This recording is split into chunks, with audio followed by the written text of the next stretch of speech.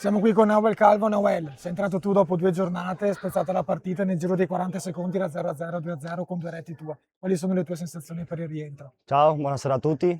Sì, insomma, buona sensazione dopo tornare 2 partite che è stato brutta guardarla da fuori, però sai, la squadra va avanti, ci alleniamo tanto e le mie sensazioni sono buone, insomma, ho dato la mia mano oggi alla squadra nella partita, per fortuna sono entrato dopo 2 giornate senza giocare e ho fatto 2 gol, sono contentissimo, insomma, anche la squadra.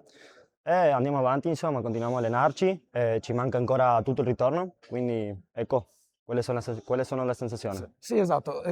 Riguardo al ritorno, Montecchio che nelle ultime partite sta facendo vedere davvero tanto, anche in fase offensiva rispetto alle precedenti partite, avete fatto 21 gol nelle ultime 4, più di Mm. quante ne avevate fatte nelle precedenti 5. Mm.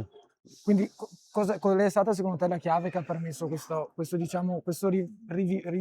rivivere la fase offensiva di Montecchio, che forse era quella la parte un po' carente, perché in difesa siete la miglior difesa del campionato. Mm.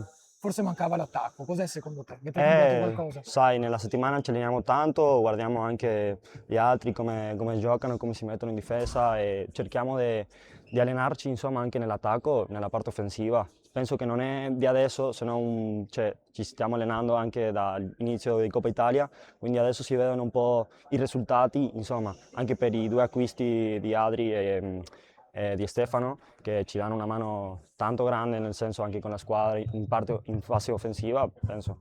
Ecco quello stato, insomma. Riguardo il rosso, come hai vissuto le 2 partite da fuori? Dicevi prima che non Sì. eri molto contento, forse un rosso un po' esagerato, no? Forse. Vabbè, come ho detto prima, cioè, è brutta sempre guardarla da fuori, insomma.